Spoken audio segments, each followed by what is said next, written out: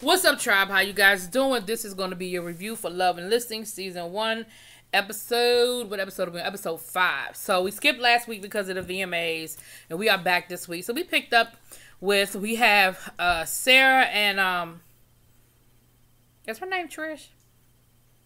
I feel like Trish is the girl from last night.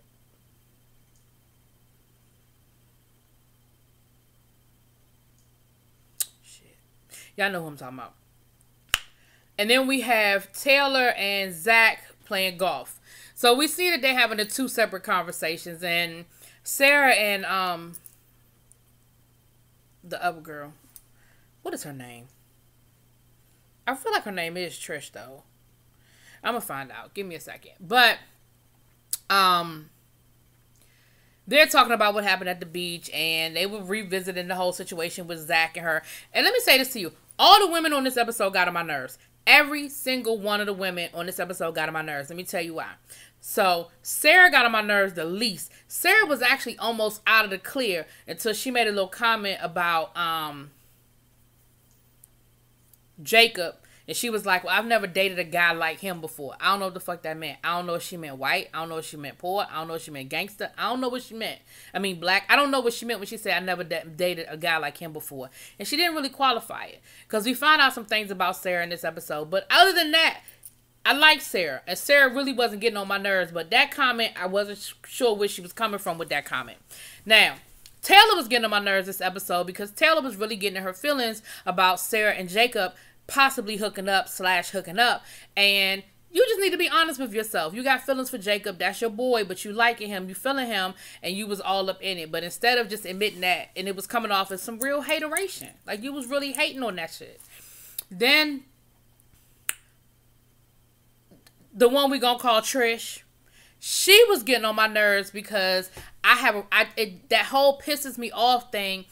It pisses me off, that whole I can have you when I want you and you don't really love your girlfriend. You really want to be with me. How you going to tell that man? Now, again, we only know what they show us on the show. So I don't know about anything going on behind the scenes or any stories that are happening outside of what they sharing with us. But this is what I got a problem with. Based on what they showing us, you don't have no reason to question whether this man loves his girlfriend and whether he's going to be committed to his girlfriend. You have nothing to judge that on. And that whole...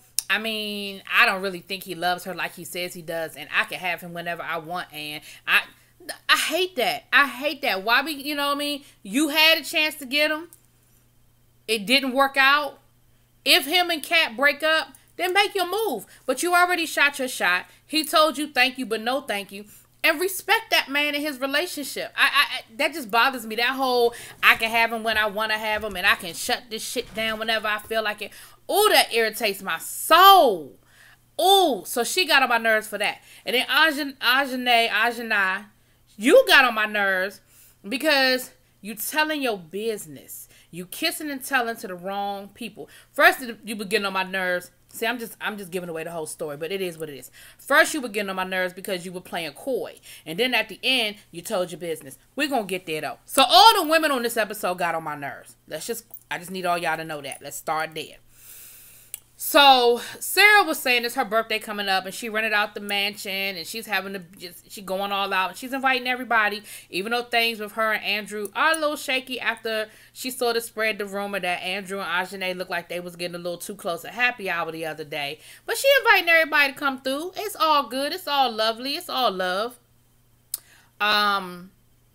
I already told y'all about. So then over with Taylor and Zach, Zach is once again talking about how he loved his girlfriend and, that he had to have a conversation with old girl at the beach and let her know, look, you might feel how you feel, but I love my girl and me and Kat, it's me and Kat, and that's what me and Kat gonna do. And I'm gonna need you to respect that.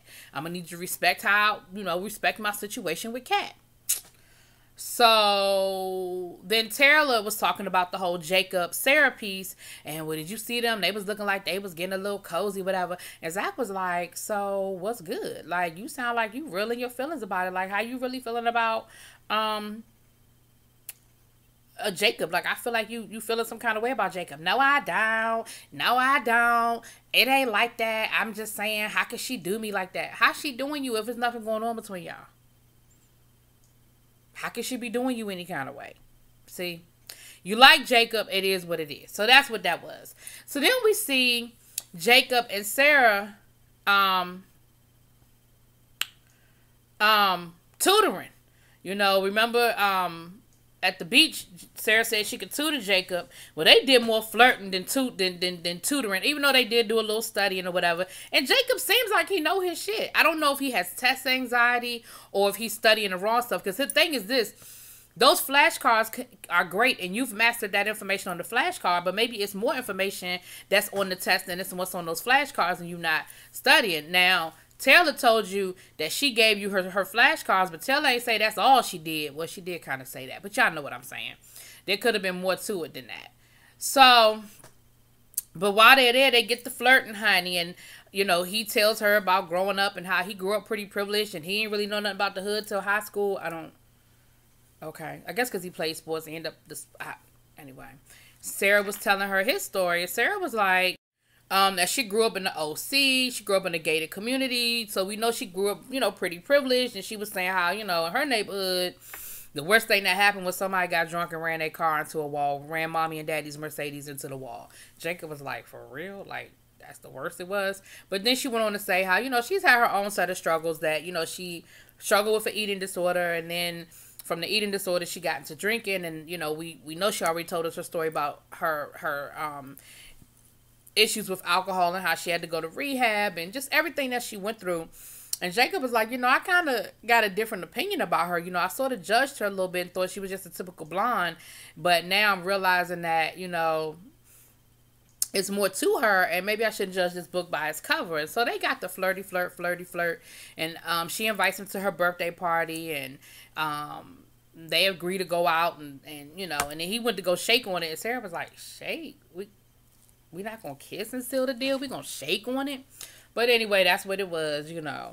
So next thing you know, honey, Sarah is at her party. She is living her best life. She's, you know, got this cute dress on, and she done rented out this mansion, and she's got this sit-down dinner for probably, had to be about 50 people. It was, you could tell there was some money spent on this. It was her 30th birthday. And her parents were there. She thanked her parents, and she sort of broke down, you know, just talking about thank you for everything you've done for me. And even when I disappointed you when I was out there, you know, basically wilding out, you know, you guys always had my back and always supported me. So it was a moment. It was a moment. We see where there's a little bit of business being taken care of. Is it Andrew? No. The other guy. Shit. Not Zach, not Andrew. The other guy, Ajane's boss. His client is Amber Rose, but he doesn't have a property that fits her specs. So he went to Andrew. Andrew said, hey, I got something I can show him. You know, show her, no problem. We'll set it up. So they're going to work on that. And then Taylor went up to Zach and sort of apologized. You know, she apologized for the rumor and for the rumor getting out there and that kind of thing. So that's what, you know, and he accepted the, you know, Andrew accepted the apology, but he was just like, look, you know, I just can't have that out there. You know what I mean? Like, I just can't have that out there. You know, I love my girl, blah, blah, blah. So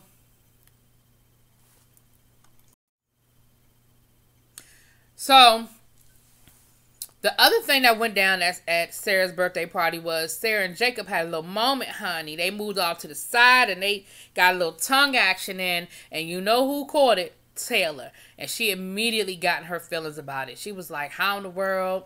You know, what's that about? How could she do this to me? And I'm like, what did she do to you, girl? You and Jacob ain't no couple. What she do to you, girl? She do nothing to you, girl. So then Andrew and Sarah had a conversation, and Sarah apologized to him and said, look, I saw kind of what went down. Maybe I read too much into it or I misinterpreted it, and for that I apologize. I did tell, you know, I said something about it, and, you know, so I apologize for my part in the rumor getting started. And again, Andrew, you know, Andrew forgave her, but what all of them agree on is we really got to make sure that we good because we do business together. And at the end of the day, we just need to make sure that we making good business, you know. Then we see Zach and old girl.